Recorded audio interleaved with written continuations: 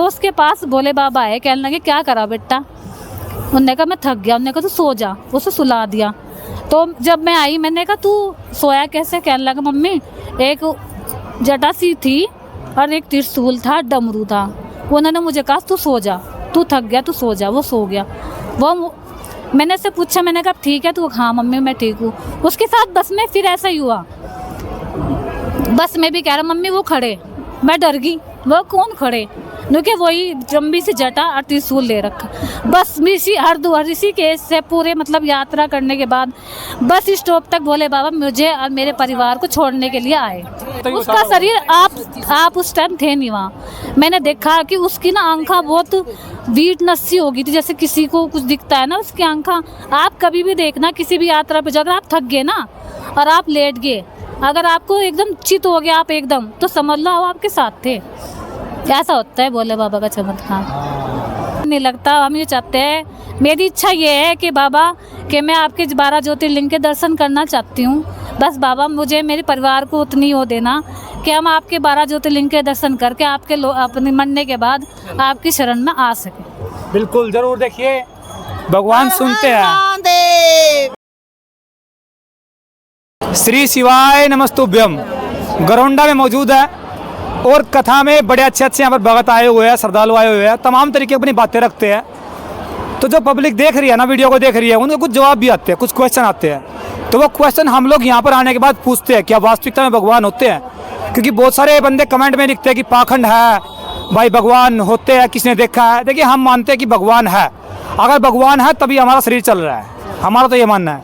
हर हर महादेव। हाँ जी नमस्ते। नमस्ते पूनम दीमान। अच्छा भगवान होते हैं? सच में होते हैं। देखे आपने? मैंने देखे मैंने। बताओ कैसे है?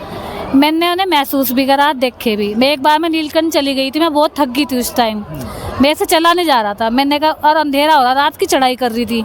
मेरे भाई मैं आगे पीछे हो गए, तो मैंने कहा चढ़ा नहीं जा रहा, पता नहीं भोले बाबा या तो मुझे चढ़ा दे या मुझे यहीं बिठा दे। तो पता नहीं कैसे कि मेरा किसी ने हाथ पकड़ा और मैं चलती चली गई। वो एक, मैं अंधेरे में थी, मैं डर गई, कल्ली थी, शादी नहीं हुई थी जब तक मेरी। तो मैंने क्या करा, तो जैसे ही मेरा हाथ पकड़ा और मुझे आँख सी बंद हो गई, और जब मेरी आँख खुली ना, मैं चांदने वाली जगह पे थी, मतलब खूब चांदना हो रहा, दुकान थी। तो मुझे लगा मैं वहाँ थी, मैं यहाँ कैसे आ गई। मैं दुकान दिमाग पे जोर डाल रही कि मतलब मैं वहाँ थी, मैं यहाँ कैसे आ गई, मेरा भाई कहाँ है। मैं रो रही, मैंने कहा मैं यहाँ कैसे आ गई। मेरा भाई फिर बहुत देर बाद, 1-1.5 घंटे बाद आया वो। उसने मुझे डांटा, तू पीछे थी, तू आगे कैसे आ गई। मैं तो ढूंढता आया। मैंने कहा भाई मुझे भी नहीं पता मैं कैसे आ गई, मुझे किसने यहाँ छोड़ा, मुझे कुछ नहीं पता। बस एक झटका सा दिखा और मेरा आगे चांदना। मतलब विश्वास हुआ आपको कि ऐसा है? हाँ, मेरा हाथ पकड़ा किसी ने, मुझे चांदने में ले जाके छोड़ दिया। ऐसा ही मेरे लड़के के साथ हुआ। मेरा लड़का 4 साल का था, मैं उसे नीलकंठ ले गई थी। मैंने मतलब है, मतलब उम्र 4 साल की थी, अब वो बड़ा हो गया। तो मैं उसे ले गई, तो वो भी थक गया था। जैसा मेरे साथ हुआ ना, सेम ऐसे मेरे लड़के के साथ हुआ। वो थक गया, जो मेरे साथ हुआ वो मेरे लड़के के साथ हुआ। वो भी मेरे से पीछे था, मैं उसके पापा और वो अपने मामा के साथ था। उसका मामा और वो भी कहने लगा मामा मैं थक गया। उसने कहा कि मैं अभी आ रहा, तेरे लिए कुछ पानी वानी लेके आता हूँ। तो वो बैठा था, तो उसके पास भोले बाबा आए, कहने लगे क्या करा बेटा। उन्होंने कहा मैं थक गया। उन्होंने कहा तू सो जा, उसे सुला दिया। तो जब मैं आई मैंने कहा तू सोया कैसे। कहने लगा मम्मी एक जटा सी थी और एक त्रिशूल था, डमरू था। उन्होंने मुझे कहा तू सो जा, तू थक गया तू सो जा। वो सो गया। वो मैंने उससे पूछा, मैंने कहा ठीक है तू। हाँ मम्मी मैं ठीक हूँ। उसके साथ बस में फिर ऐसा ही हुआ। बस में भी कह रहा मम्मी वो खड़े। मैं डर गई, वो कौन खड़े, क्योंकि वही लंबी सी जटा और त्रिशूल ले रखा। बस इसी हरिद्वार ऋषिकेश से पूरे मतलब यात्रा करने के बाद बस स्टॉप तक भोले बाबा मुझे और मेरे परिवार को छोड़ने के लिए आए। मेरे लड़के ने वहाँ तक कहा मम्मी अब नहीं है। अब वो मुझे छोड़ के चले गए, वो अब नहीं है। मतलब कि मैं, मेरा लड़का, मेरे हस्बैंड सब बोले, मेरा पूरा परिवार भोले बाबा से के ही है। मेरे मम्मी पापा भी भोले के ही भगत थे। मेरी मम्मी भी सोमवार को मरी, मेरे पापा भी सोमवार को मरे। ऐसी भोले बाबा की हम पे कृपा है। पे गए वो तो सीधे। हाँ, मैं कहने को मैं हेल्दी हूँ, मैं केदारनाथ, बद्रीनाथ, अमरनाथ सब जगह जा चुकी हूँ। आस्था है मतलब भगवान। हाँ, मुझे नहीं पता, मैं मतलब सब कहते हैं कि तू जा नहीं सकती, लेकिन पता नहीं मेरे साथ क्या होता है। मेरे साथ हमेशा कुछ ना कुछ ऐसा होता है कि मुझे लगता है कि हाँ भोले बाबा हैं। ये 4 साल का बच्चा है, अब 4 साल का बच्चा उसको कौन तो सिखाएगा? अब उसको कोई दिख रहा होगा तो उसका शरीर, आप उस टाइम थे नहीं वहाँ, मैंने देखा कि उसकी ना आंखा बहुत वीकनेस सी हो गई थी, जैसे किसी को कुछ दिखता है ना उसकी आंखा। आप कभी भी देखना किसी भी यात्रा पे जाकर आप थक गए ना और आप लेट गए, अगर आपको एकदम चित हो गया आप एकदम, तो समझ लो आप आपके साथ थे। ऐसा होता है भोले बाबा का चमत्कार। ये होता है। हर हर महादेव, शिवाय नमस्तुभ्यम। जो ये बोल रहे होता है जी, ऐसा हो सकता है? हाँ हाँ जी, हुआ ऐसा जरूर हुआ है। जो कोई विश्वास करे नहीं जरूर हुआ है उसके साथ। हाँ। तो हमने विश्वास कराया था। क्या जी? भोले बाबा में आस्था है मेरी। मैं कहती थी भोले बाबा, मैंने अभी तक सत्संग नहीं लिया। मेरी इच्छा है जब भी मैं कोई सत्संग लूँ ना, तो कोई मुझे सिर्फ भक्ति मिले कोई। आप देखना, सोचना।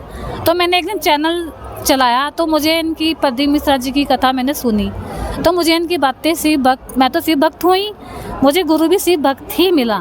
तो मैं इनसे 3 साल हो गए इनसे जुड़ते हुए, मुझे प्रदीप मिश्रा जी कथा सुनते हुए। तो अब मैंने यही सोचा कि मैं सिर्फ भक्त हूँ, मेरा परिवार सिर्फ भक्त है, मेरा परिवार भी इन्हीं का ही सत्संग लेगा और हमेशा इनकी शरण में ही रहेंगे, क्योंकि ये भोले बाबा से जोड़ते हैं और हम भी इनसे जुड़े हुए हैं। ये भी भोले बाबा भी हैं और ये भी भोले बाबा की भक्त है और हम भी। बस मैं सोचती हूँ कि अगर मैं इनका सत्संग लूँगी तो समझ लो मैं भोले बाबा ने मुझे अपना लिया। ये भरोसा है मतलब ऐसा। मैं कभी ऐसी मतलब मैं मेडिकल कह लो, मतलब घरेलू कह लो या भाई ज़्यादा ओल्ड कह लो, ऐसी फैमिली से हो जहाँ घूंघट के बगैर बहुआ बाहर नहीं निकलती। लेकिन मेरे हस्बैंड ने मुझे आज अकेले यहाँ भेज दिया, वो उनकी श्रद्धा है, वरना वो मुझे घर से बाहर भी नहीं निकलने देते।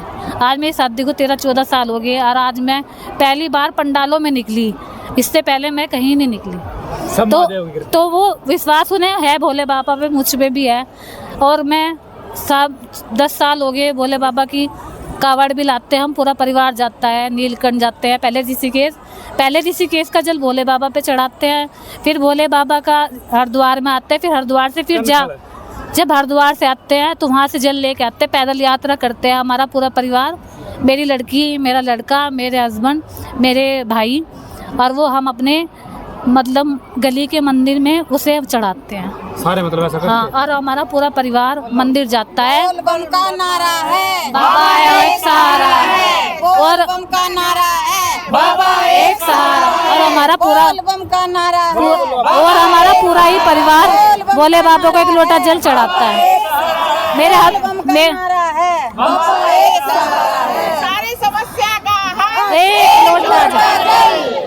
हम उज्जैन भी चले गए, हम केदारनाथ भी चले गए, हमारा और किसी भगवान में मन नहीं लगता। हम ये चाहते हैं, मेरी इच्छा ये है कि बाबा कि मैं आपके 12 ज्योतिर्लिंग के दर्शन करना चाहती हूँ। बस बाबा मुझे, मेरे परिवार को उतनी वो देना कि हम आपके 12 ज्योतिर्लिंग के दर्शन करके आपके अपने मरने के बाद आपकी शरण में आ सकें। बिल्कुल, जरूर देखिए, भगवान सुनते हैं।